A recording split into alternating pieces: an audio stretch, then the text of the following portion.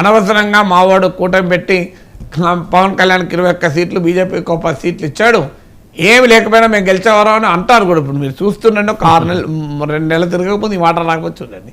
But Pawan Kalyan Lokesh chief మినిస్టర్గా, Pawan Kalyan deputy chief మినిస్టర్గా ఉంటాడా, ఇలాంటి క్వశ్చన్లకు టూ ఎర్లీ టు ఆన్సర్. అందువల్ల అలాంటప్పుడు పవన్ కళ్యాణ్ ఆప్షన్ ఉంటుంది కేంద్రంలో వెళ్ళటానికి. రాజకీయాలు అలా ఉండదు. రాజకీయాలు జగన్మోహన్ రెడ్డి క్యాబినెట్లో రాజశేఖర రెడ్డి సహచరులైన బొత్స సత్యనారాయణ, ధర్మాన ప్రసాదరావు లేరా? సో అందువల్ల రాజకీయాల్లో ఫలానా ప్రజలు ఇచ్చిన తీర్పే ఫైనల్ కదా.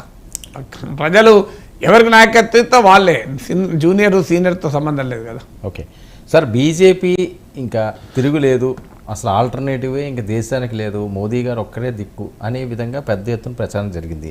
అయితే బీజేపీకి వచ్చిన ఇప్పుడు లెక్క చూస్తే వాళ్ళు అనుకున్న లెక్క తప్పిందా, తప్పితే ఎక్కడ తేడా వచ్చింది? అంటే మొదటి నుంచి కూడా డిఫరెంట్ అసెస్మెంట్స్ వచ్చాయి. మన ప్రశాంత్ కిషోర్ అసెస్మెంట్ ఒకటి, అవును, ఆయన లాస్ట్ టైం ఉన్నదానికన్నా ఇంకో 10-20 పెరుగుతాయి అన్నాడు. అమెరికన్ పొలిటికల్ సైంటిస్ట్ ఇయాన్ బ్రెమర్ 305 ±10 అన్నాడు. అలాగే మీకు యోగేంద్ర యాదవ్ లాస్ట్ టైం కన్నా బీజేపీకి ఒక 70 తగ్గుతాయి, ఎన్డీఏకి అయితే 85 తగ్గుతాయి అన్నాడు.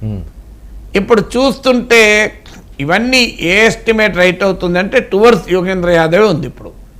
అయితే యోగేంద్ర యాదవ్ చెప్పినంత తగ్గుతాయని చూడాలి. ప్రశాంత్ కిషోర్ చెప్పినట్లయితే కనబడుతుంది. బీజేపీకి 320 330 వచ్చే వాతావరణమే తెలియదు. ఎందుకంటే యాజ్ ఆఫ్ టుడే ఉన్న ట్రెండ్స్ యాజ్ ఆఫ్ నౌ ఇప్పుడు 295లో ఉన్నారు సార్ ఎన్డీఏ, ఇండియా కూటమి 230, అదర్స్ 18. అండ్ మీకు 29 అంటే మీకు 230 కదా. అక్కడ ఇంపార్టెంట్ బీజేపీకి ఎంత ఉంది అనేది. 295లో బీజేపీ 230స్లో ఉన్నది అంతే. సో అందువల్ల మీకు ఇండియా కూటమి 230 వరకు వచ్చినట్టు అది మామూలు విషయం కాదు కదా. అసలు ఎవరు ఊహించలే. ఇప్పుడు ఇండియా కూటమి 295 వస్తాయని మల్లికార్జున్ ఖర్గే, అరవింద్ కేజ్రీవాల్ అంటే అందరూ నవ్వుకున్నారు పగటి కళ్ళని. కానీ ఇప్పుడు 230 దాకా వచ్చారు, జస్ట్ 60 గ్యాప్ కదా. సో అక్కడ నుంచి ఎవరైనా 2-3 మెయిన్ వాళ్ళు ఇటు వస్తే కథమే అయిపోతుంది. సో అందువల్ల ప్రశాంత్ కిషోర్ చెప్పిన 320 330 బీజేపీకే, మరి ఇక ఎన్డీఏ కలిపితే 380 అయిపోయింది కదా, అది స్కోప్ లేదు. మీకు 400 పార్ 400 దాడుతుంది అప్కి బార్ అనే క్వశ్చన్ లేదు. అప్కి బార్ 370 బీజేపీకి వస్తుంది అన్నారు. అసలు బీజేపీకి కాదు, ఎన్డీఏకే 370 వచ్చినట్లేదు. అవును. సో అందువల్ల బీజేపీ ఇచ్చిన నినాదం ఫలించే ప్రశ్నే లేదు.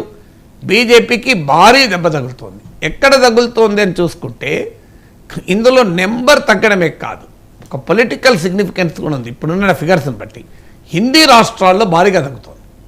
ఇది బీజేపీకి ఫ్యూచర్ పాలిటిక్స్కి ఒక పెద్ద సిగ్నల్. ఇది అంటే బీజేపీని అసలు ఓడించలేము, కాంగ్రెస్ పార్టీ అడ్రస్ లేదు అనుకుంటున్న హిందీ రాష్ట్రాల్లో తగ్గుతుంది. అది ఇంపార్టెంట్ పాయింట్.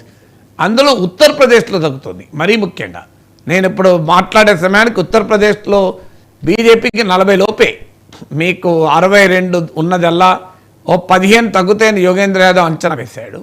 15 కాదు 20కి పైగా తగ్గట్టున్నాయి. ఇంట్రెస్టింగ్ ఏంటంటే ఇప్పుడు నేను చూసిన దానికి 35 బీజేపీ, 36 సమాజ్వాదీ పార్టీ, 7 మీ కాంగ్రెస్ కూడా ఉన్నాయి. అంటే బీజేపీ కన్నా సమాజ్వాదీ పార్టీకి 1 సీట్లో లీడ్ ఎక్కువ ఉంది, కాంగ్రెస్తో కలిపితే 7 సీట్లో లీడ్ ఎక్కువ ఉంది. ఫస్ట్ టైం బహుశా యూపీలో ఇటీవల కాలంలో ఎస్పీ కాంగ్రెస్కు బీజేపీ కన్నా ఎక్కువ సీట్లు వచ్చినట్టున్నాయి. ఓకే. సో అది యూపీలో భారీ దెబ్బ తగులుతుంది.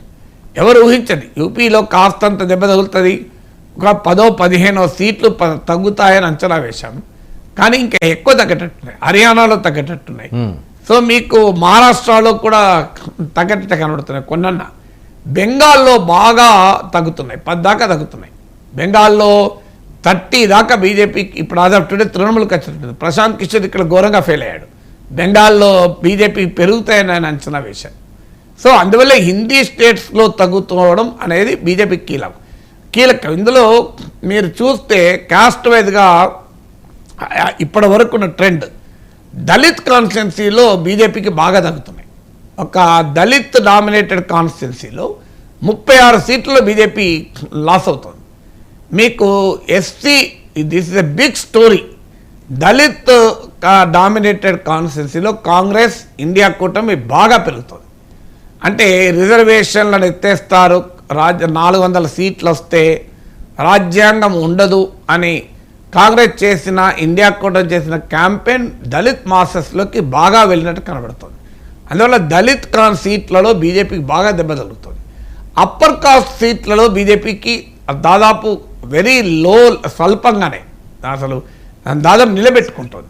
ఈవెన్ బీసీ సీట్లు నిలబెట్టుకుంటుంది, ట్రైబల్ సీట్లు నిలబెట్టుకుంటుంది, ముస్లిం సీట్లు ఆటోమేటిక్గానే తగ్గుతాయి, ముస్లిం డామినేట్ సీట్లు. సో ఇది స్టోరీగా చూసుకున్నప్పుడు హిందీ స్టేట్స్లో తగ్గుతున్నాయి, దళిత్ డామినేటెడ్ స్టేట్ సీట్లో తగ్గుతున్నాయి యాజ్ ఆఫ్ టుడే.